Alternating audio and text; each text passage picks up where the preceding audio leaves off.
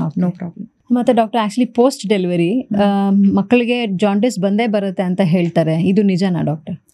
ಇಲ್ಲಮ್ಮ, ಎಲ್ಲ ಮಕ್ಳಿಗೂ ಜಾಂಡಿಸ್ ಬರಲ್ಲ. ಡೆಲಿವರಿ ಆದಮೇಲೆ ABO ಇನ್ಕಂಪ್ಯಾಟಬಿಲಿಟಿ ಅಂತೀವಿ, ಅಂದರೆ ತಾಯಿ ಮತ್ತು ಮಗುದು ಬ್ಲಡ್ ಮ್ಯಾಚ್ ಆಗಲಿಲ್ಲ ಅಂತಂದರೆ ಅಂಥ ಮಕ್ಕಳಿಗೆ ಸ್ವಲ್ಪ ಜಾಂಡಿಸ್ ಬರೋ ಚಾನ್ಸಸ್ ಇರುತ್ತೆ. ಮತ್ತು RH ನೆಗೆಟಿವ್ ಪ್ರೆಗ್ನೆನ್ಸಿ ಅಂದರೆ ನೆಗೆಟಿವ್ ಬ್ಲಡ್ ಗ್ರೂಪ್ ಇದ್ದರೆ ಅವ್ರ ಮಕ್ಕಳಿಗೆ ಸ್ವಲ್ಪ ಜಾಂಡಿಸ್ ಬರೋ ಚಾನ್ಸಸ್ ಇರುತ್ತೆ. ಅದು ಬಿಟ್ಟರೆ ಎಲ್ಲ ಮಕ್ಳಿಗೂ ಬರಲ್ಲ. Usually 3rd 4th day check ಮಾಡ್ತಾರೆ. ಅಕಸ್ಮಾತ್ ಅದು ಲೆವೆಲ್ಗಿನ್ನ ಜಾಸ್ತಿ ಇದ್ರೆ ಫೋಟೋಥೆರಪಿ ಕೊಡ್ತಾರೆ. ಇಲ್ಲಾಂದರೆ 80% ಆಫ್ ದ ಚಿಲ್ಡ್ರನ್ ಜಾಂಡಿಸ್ ಬರಲ್ಲ.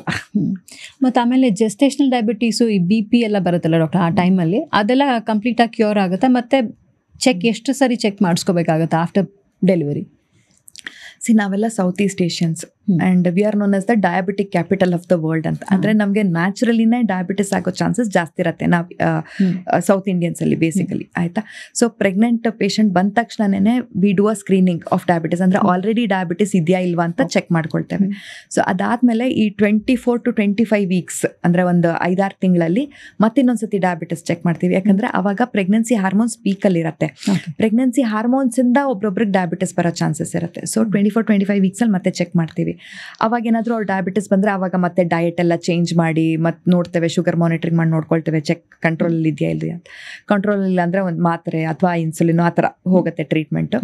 ಮತ್ತು ಅರೌಂಡ್ 30 to 34 ವೀಕ್ಸಲ್ಲಿ ಮತ್ತೆ ಇನ್ನೊಂದ್ಸತಿ ಚೆಕ್ ಮಾಡ್ತೀವಿ ಡಯಾಬಿಟಿಸ್ ಆಗಿದೆಯಾ ಇಲ್ವಾ ಅಂತ.